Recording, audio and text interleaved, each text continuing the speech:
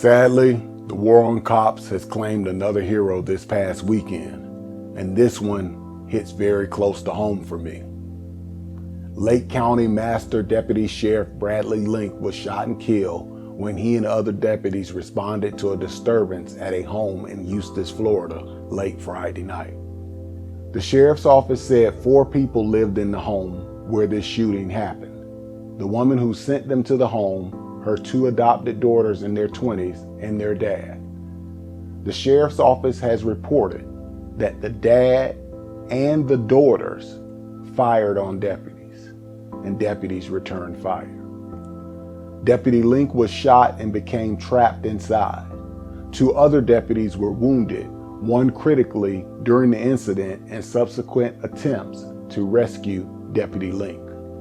Deputy Bradley Link was only 28 years old. He was a U.S. Army Reserves veteran, and he had served with the Lake County Sheriff's Office for 4.5 years, and he previously served with the Polk County Sheriff's Office for 2 years. He is survived by his wife and his parents. Deputy Link had also served as an explorer with the Lake County Sheriff's Office as a teenager. The Sheriff's Office stated that Link was on another assignment Friday night when he heard the call come in, and he went to help. Sheriff Grinnell said that Brad quickly became part of our family and faithfully served our citizens with courage and zeal. When I tell you this agency is hurting, we're hurting, but we're going to get through this. It takes more than just us. It takes our community, and our community's doing that. And I'm so thankful. Thank you. As I said, this hits close to home for me. My wife and I moved to Lake County a little over 7.5 years ago, and our church is located in the town of Eustis. So we are there frequently and have many friends that live in the area. And from our very first day there, we were welcomed with open arms. But the reality is, it only takes one wicked person to bring chaos. And that is one of the reasons that peace officers are so important, and why I do what I do to bring awareness to the dangers that they face every day. I had the honor of meeting with Sheriff Peyton Grinnell a few years ago before we moved to the Ocala National Forest, and I believe that his faith in the Lord will help him through this very difficult time.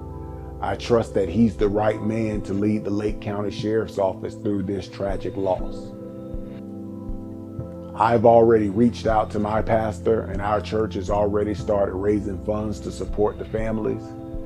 The next several days will be very difficult for our community, but I'm confident that God is faithful and that the love and support that has already been pouring in from law enforcement agencies all across the nation have made an impact.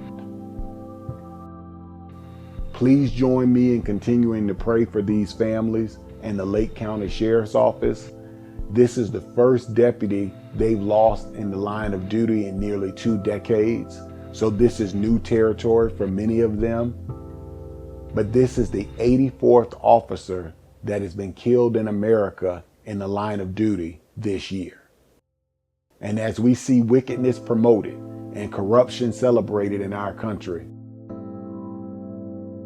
the fallout will only continue to get worse.